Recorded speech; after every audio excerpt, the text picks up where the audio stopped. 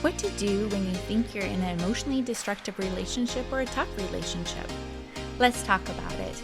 I am Tara Wolf with Live Brighter with Tara, and we're going to talk about those tough relationships and just thinking it over. First thing to consider is that there is a highly addictive side to challenging and destructive relationships, which is really interesting if you think about. And I would have never thought that that was what was going on. But you see, there's always like a cycle of abuse or a cycle of toxicity. And it involves like the honeymoon phase, the tension, the explosion, the honeymoon. And that could be like a cycles in a day. It could be cycles over a period of years.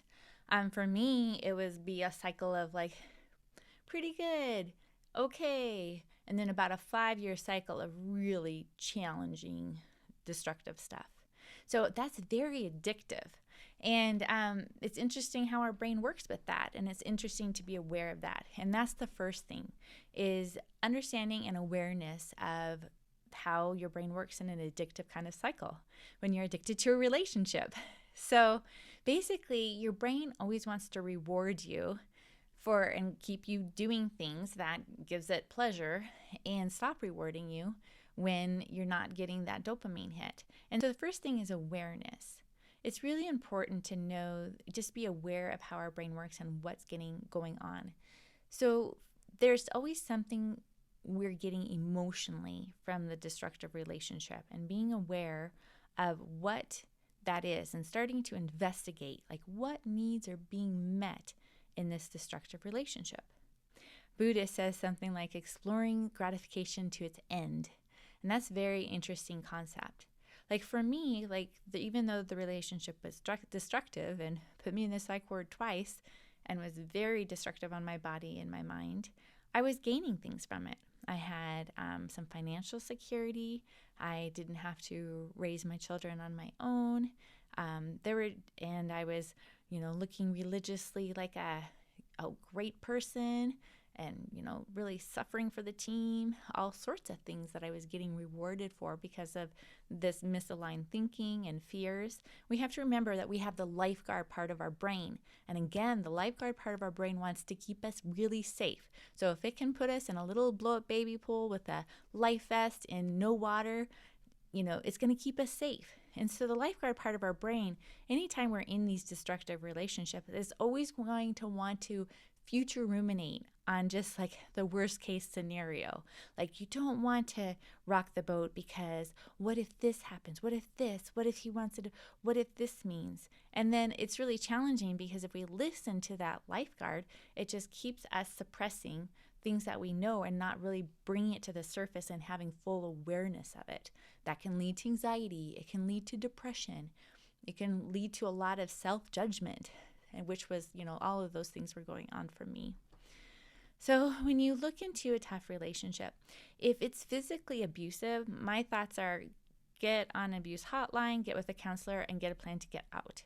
Statistically, those do not really get better. I mean, there's just a small chance, and it's just better to be aware of that than to think it's going to get better. And that's another thing, is like we'll future project the worst case scenario, and then we're going to project that the relationship, even though we know there's something off there, we know it's destructive, that it's going to get better, but we have no proof for it.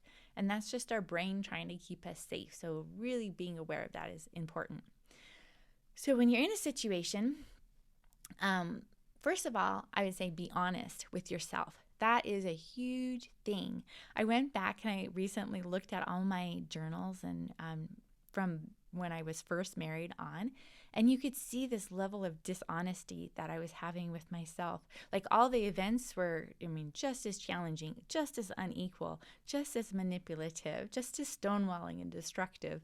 And yet, I was always looking for the good, and I was just to a point where I was not being honest with what was really going on and being honest with how I truly thought, felt, or what I really wanted. And that level of honesty with ourselves is absolutely key. So, part of being honest is, are we in a relationship or are we in an arrangement? Because remember, those are very different. An arrangement, that's unequal. One person is benefiting more than the other person. There is some control and power. There's not It's not a safe place necessarily emotionally. Whereas a relationship, that is not true. There should be equality. There should be mutually beneficial. It should be a safe place. And that's really seen in the Bible when it says that men are to love their wives like they love their bodies. Like this is an intense love, like they're willing to do anything. That really speaks of, God intended for it to be a safe place. And that is often not what is going on in an arrangement. And so really being honest with yourself, like truly honest, and valuing your thoughts, feelings, and opinions. And that is completely because you are designed amazingly you're your own person, and you need to honor that because you're supposed to love others as you love yourself. So we got to start by loving ourselves. So that's the first thing, is being honest. And secondly, it's being the change. In order to be the change, first you got to change self before you can influence others. So, what I really learned is when I opened my eyes, opened my brain, and started allowing an awareness to come in, is I was really, part of the problem in a lot of ways. I was allowing bad behavior. I was in some sort of addictive something going on, because the definition of addiction is you continue to do things despite the adverse consequences. And there was just always adverse consequences, but I just kept doing it. Even though there were adverse consequences for me regularly that were very destructive. And that, I was starting to see, wow, that is an addiction, and actually learned that that's a great term for functional codependency. I was too involved in the thoughts, feelings of my spouse and trying to make his life great.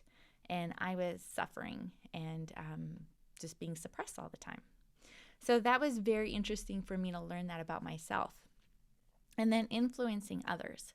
So, it's very interesting. The Bible talks about iron sharpening iron. In order to do that, they have to be in close proximity. They have to be of equal tension and strength in order for that to work.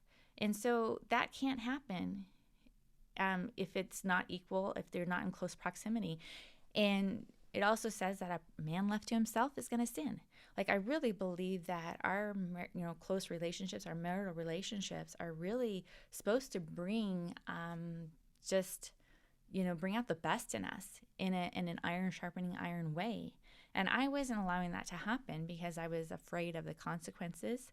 And I really had in mind been integrated with the ideas of roles that weren't actually from the Bible. So that really inhibited that. So I did start doing that the last 2 years of my marriage because I really felt called to do that. I'm like, I need to speak clearly. I need to speak, respectfully, but very clearly. Like, when you do that, that really hurts me. And this is why I feel like this when you do this. And so I'd like to talk about it and just see how that rolled. And it was very interesting. What I learned, though, is the most important thing is the other person is not going to change unless they're willing to see it and they want to change. And then they usually need to get the help to change too. So, I'll have to say that if a person isn't in that position where they want to see and they want to change and they're not willing to get the help, I wouldn't expect anything to change at all. And so that's the reality of it. So it's your life, it's my life, and it's an opportunity to really think about how is this going, if nothing changes, and it's not going to get better on its own.